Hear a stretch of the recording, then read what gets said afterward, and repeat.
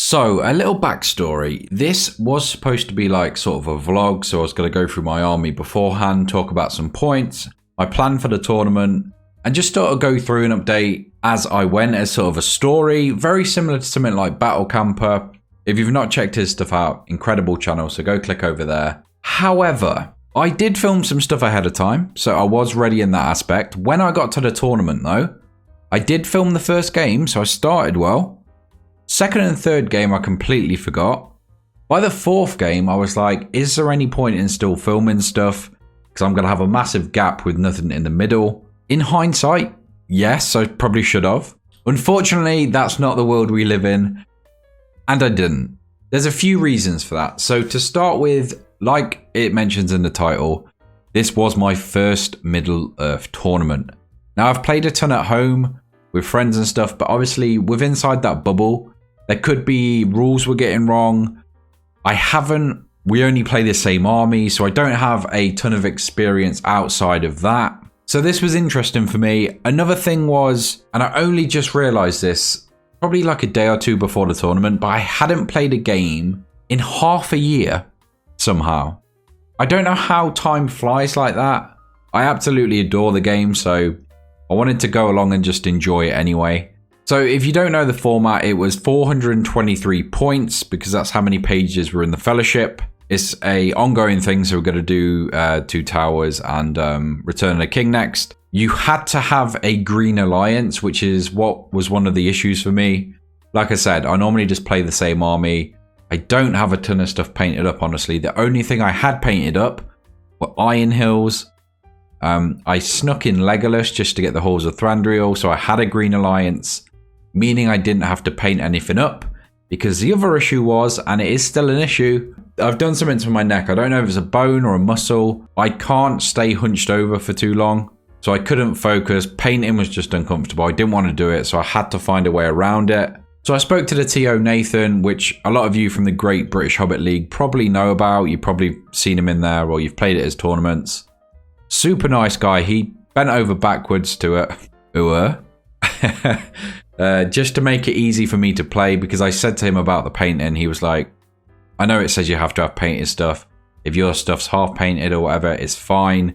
Just to take pressure off me so I could come and enjoy the tournament. So massive shout out to him. He was just a really nice guy. He helped me out when I needed it at the tournament. Just really fun to talk to. Really enjoyed the tournament itself. It was a long day, and I will get into breaking down the matches shortly. But most importantly, it was just a ton of fun. So the other thing I wanted to touch on in this video was I think as most people do, which is why maybe they don't attend, some like trepidation, some nervousness ahead of a tournament. If it's your first tournament, you can sort of feel like maybe you don't belong there. Like you're not necessarily going to know anyone. You don't know the rules as well as everyone else. You think you're going to lose every game. I'll show you my wooden spoon shortly. But that's not what's important. You go meet new people. You go play games. Honestly, it's just getting over that barrier of actually attending. I'm so glad I went in the end. I really did enjoy every game. I just enjoyed rolling some dice, playing some characters I love, in a world I love. So this is a call to any of you out there. If you're thinking, I really want to try it, but I'm a little worried, take the leap. Honestly, I'm going to go to another tournament as soon as I can. I think there's one in a couple of months. Again, at Dice Cavern. So if you're in the UK, check it out. I think it's going to come up in March, so there'll be details on it soon. Nothing is set in stone at the moment, though. So keep an eye on the Dice Cavern page. Keep an eye on the Great British Hobbit League Facebook page as well. That's always good for information. Any new players out there, I want to see you at the next tournament. So like I did in this one, take a leap, play some games, have some fun, and most importantly, meet new people. The question for this episode, though, can you remember your first tournament? Let me know about it in the comments below. I'd love to know what armies you played, how it went, what was your experience. I think if that's the theme for this video, people drop their experiences in the comments. The newer players come in to have a look. Have a good idea of what they can expect going into their first tournament, because I absolutely love this day and I cannot wait for the next. So let's get into my breakdown of the matches. Now, I did record the first match, or a portion of it anyway. I don't know how it's going to come out, so it's either going to cut between me and that, it's going to be me talking with that over the top. You'll see it in some way. Anyway, I was playing against a guy called Ryan. He was playing a load of orcs, hunter orcs. That had some pluses against dwarves. He said he never really got to use it, so he was happy to be playing me, which didn't sound promising to start with. I should say a massive shout out to him, because he not only was helping me on my turns and suggesting what he would do, he gave me ideas for later on and sort of told me the best way to utilize my army, some of the strong points, some of the weak points. And yeah, he really went above and beyond to help me. Like, he almost... So I'll get to the end of the game in a minute, but he almost helped me win this. So just... This is what I mean. Just nobody's... Obviously, winning is competitive, so winning is a part of it, but nobody's aim for the whole thing is to win every game, beat their opponents. Most people are there to have fun, and that's why it's so enjoyable. I think Middle Earth, more than most miniature games, has that theme and that camaraderie of community, and it's just, yeah, this guy was the epitome of that. Really nice guy. So we were playing Hold the Ground, which my dwarves should be fairly good at once they got set up, and it was very close. I got set up in the middle. There's a few charges from Dane. He took a few characters out. He did manage to get Dane down, and I think a dwarf at the end, which meant he had one character more than me, which meant he had a ton of victory points. So I think it was like 8-3 in the end, which I don't think is terrible for my first competitive match. It went okay. It was a lot closer than the scoreboard sounds, but it was a really fun game. And I got to use Dane, which is... It's always a treat. He's possibly, maybe my favourite character. So yeah, it was really cool. One other side point here was when I first got into Middle Earth, I wanted to collect the hobbits as an army. But my friends were like, yeah, they're your favourites, but can they really fight? Is it really going to work in a war game? And I was like, you know what, you're probably right here, so I sort of put that to the side. I did end up getting some hobbits for Christmas, so I will be doing an army around those at some point. But somebody played hobbits in this. I think they had like 50 hobbits or something, which they managed to paint up in a week. I think the guy's name was Larry. Seemed like a nice guy. I didn't actually get a chance to play him, but that's so cool. I'm glad somebody's done that. It's just, yeah, they looked incredible as well. For only doing them in a week, 50 models is absolutely insane. And the quality was incredible. They really did look good. I'm glad I didn't get drawn up against that, though, as it looked quite formidable. I think he came like second, which is incredible. But on to my second game. It was I can't pronounce it. It's like, basically you have to get off your opponent's side of the board. It was very slow dwarves against eagles. So I thought maybe if I could get across the board, I could just fly off because I had a lot more characters than him. Obviously, dwarves are very slow. So by the time I got to like the half point, his eagles were just hurling my dwarves. They were just smashing into each other. I spent the majority of the game on the floor, so I couldn't really get anywhere near the board.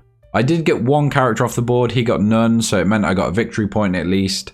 He got a few for killing Dane while he was prone at one point. So yeah, it was... I didn't think I was going to get anything from that. I had a lot more characters, but there was no way my dwarves were going to make it across the board. Especially being hurled and thrown around by eagles and Gandalf with his Sorcerous Blast. Yeah, there was no way I was getting across that. They moved too slow. He had too much knockback, too much to sort of disrupt my army.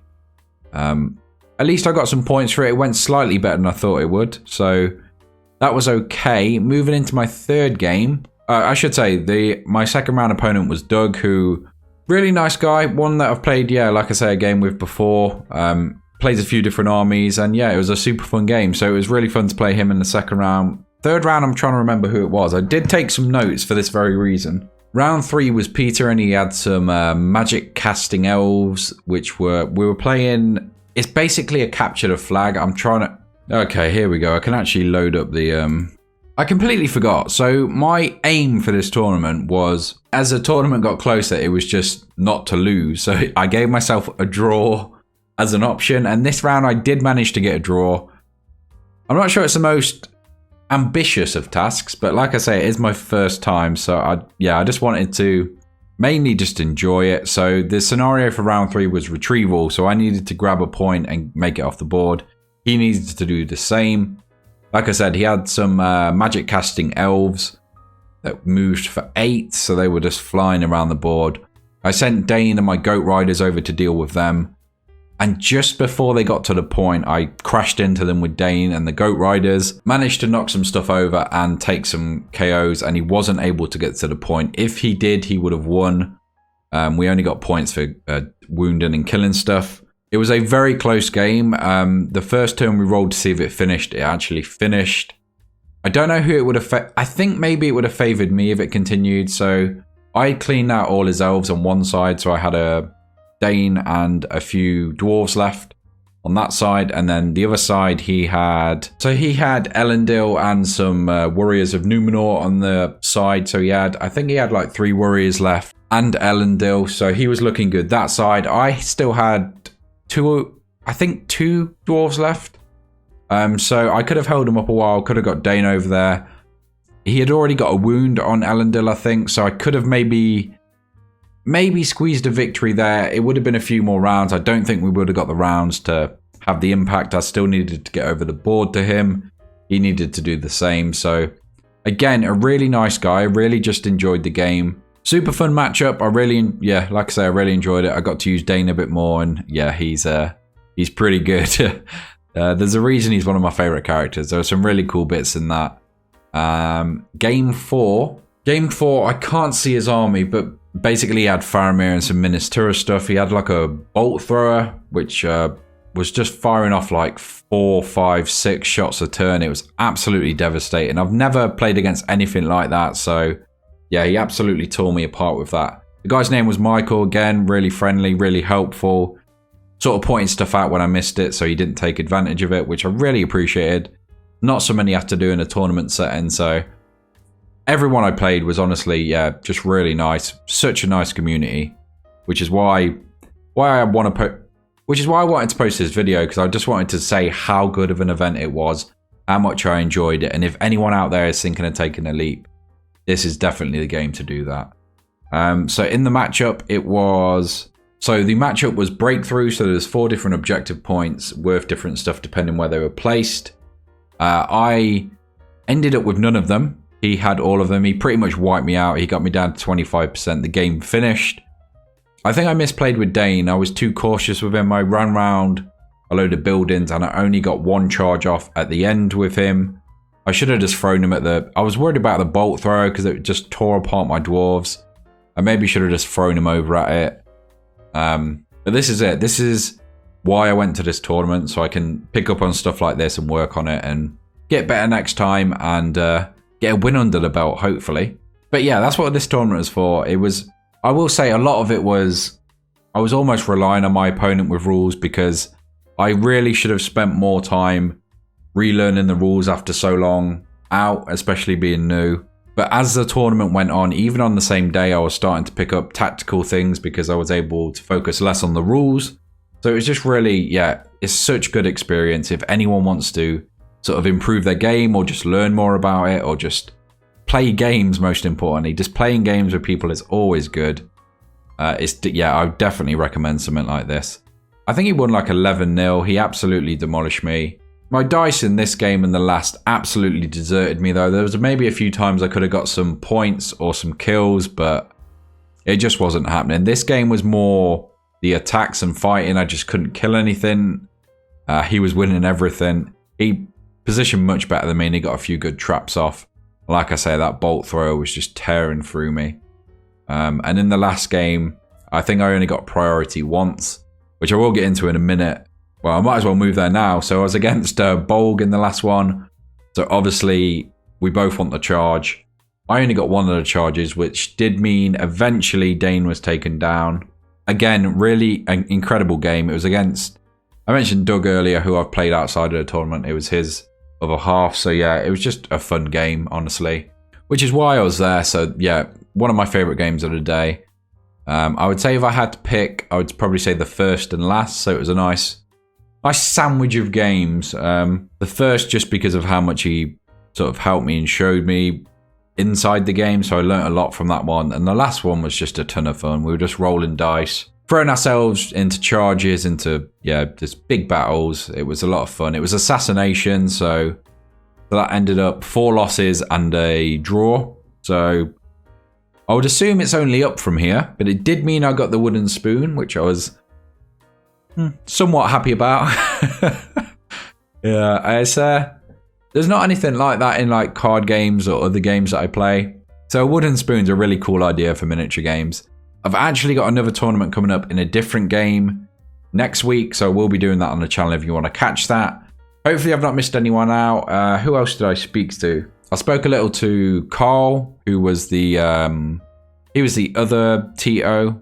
Seemed like a really nice guy. I spoke to Harry Parkhill, which I know has the Entmoot podcast, so go check that out if you want to see more Middle Earth stuff. Really nice guy, made me feel really welcome, chatting to me about the games, how I enjoyed it, and yeah, most people were like that. Anyone I spoke to might not have caught your names, but you made the event what it was. It was just a ton of fun. Really fun day. It was a little long. By the end of it, my back was shot, especially with my neck. I struggled to get out of bed this morning, is how bad it's got. So I need to get over to the doctors and get that sorted. Can't blame Middle Earth for that. But that is all I've got for this episode. Hopefully you've enjoyed this recap. Hopefully it's inspired you to go to your Middle Earth tournaments in the area. That is all I've got for this episode though, so I will catch you in the next one.